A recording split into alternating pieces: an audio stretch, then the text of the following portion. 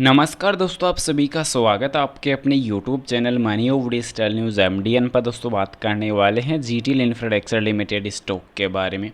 So guys, GTL infra में अभी के टाइम काफ़ी अच्छी जो तेज़ी है वो हमें देखने को मिल रही है। साथ ही साथ दोस्तों लास्ट टाइम अपडेट निकल के आया था कि कंपनी की जो ट्रेडिंग विंडो है वो क्लोज कर दी गई है और कंपनी के Q1 के रिजल्ट्स को लेकर जो बोर्ड मीटिंग होने जा रही है वो दोस्तों आज और कल 2 दिन बोर्ड मीटिंग होने वाली है। तो अभी के टाइम दोस्तों जो ट्रेडिंग विंडो थी वो क्लोज कर दी गई थी अधिकारियों के लिए, अपने जो कंपनी के मैनेजमेंट के लिए, और अधिकारियों के लिए कंपनी की जो ट्रेडिंग विंडो थी वो क्लोज कर दी गई थी।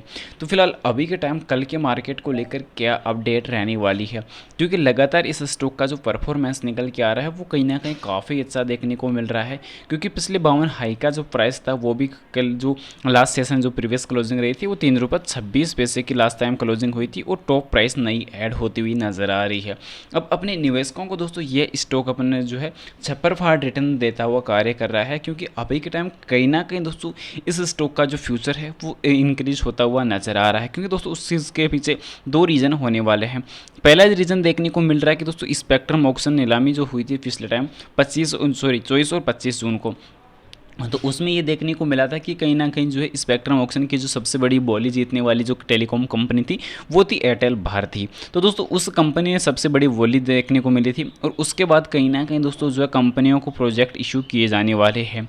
तो अब उम्मीद ये देखने को मिल रही है कि जीटीएल इंफ्रा को भी इस प्रोजेक्ट में शामिल किया जा सकता है। उसके पीछे का रीज़न क्या है? रीज़न ये देखने को मिल रहा है कि 22+ सर्कलों के अंदर 26,000 से ज़्यादा दोस्तों अभी टाइम कंपनी के जो टावर्स है वो अवेलेबल नज़र आ रहे हैं।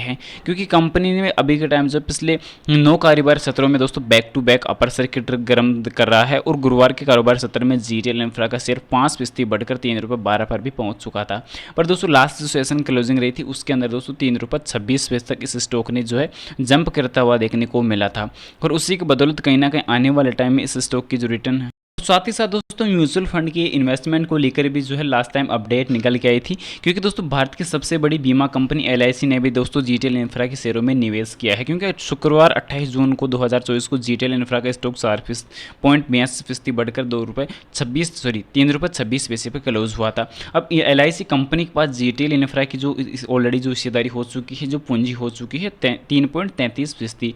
अब जीटीएल इंफ्रा कंपनी के पास दोस्तों यूनियन बैंक ऑफ इंडिया की दोस्तों 12.07%, सेंट्रल बैंक ऑफ इंडिया के पास दोस्तों 7.36%, बैंक ऑफ बड़ौदा के पास अगर बात की जाए तो 5.68%, इंडियन ओवरसीज बैंक के पास 5.23%, कैनरा बैंक के पास 4.05% और ICICI बैंक के पास दोस्तों 3.33% शेयर हैं। प्रवर्तक के पास दोस्तों कंपनी की जो है यानी कि जो प्रमोटर्स के पास अब एक टाइम हिस्सेदारी रहने वाली है वो नज़र आ रही है दोस्तों 3.28% शेयरों की।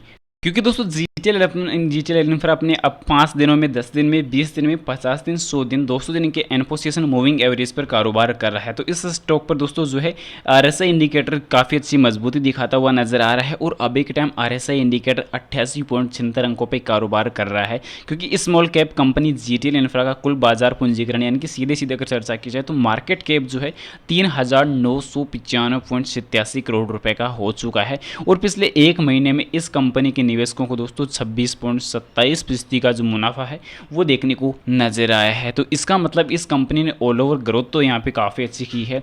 पर मैं दोस्तों आप लोग को बता दूं कि कहीं ना कहीं इस स्टॉक का जो पेनी स्टॉक के रूप में दोस्तों एक चिल्लर पेनी स्टॉक के रूप में इस स्टॉक की दोस्तों जो है गिनती की जाती है। क्योंकि दोस्तों चिल्लर पेनी स्टॉक जितनी तेज़ी से ऊपर जाता है तो उतनी तेज़ी से नीचे भी आने की क्षमता रखते हैं। तो इस चीज़ को में हमें ध्यान में रखना चाहिए, क्योंकि इस प्रकार के जो चिल्लर पेनी स्टॉक, जो रिस्की पेनी स्टॉक है वो काफ़ी ज़्यादा दोस्तों बाजार में जोखिमपूर्ण होते हैं। तो अपने निवेशक जो है वो कहीं ना कहीं काफ़ी कंगाल भी हो सकते हैं, तो प्रॉफिटेबल भी हो सकते हैं। तो अपने इन्वेस्टर से ज़रूर दोस्तों अपने जो फाइनेंशियल एडवाइजर से सलाह जरूर लेना है इस चीज़ के बारे में। साथ ही साथ पिछले 2 हफ्तों में दोस्तों जो है इस स्टॉक का जो रिटर्न निकल के आया है वो 38.60% का रहा है और साथ ही साथ 2024 शेयर में कीमत की जो है 119% बढ़ चुकी है इस साल के अंदर।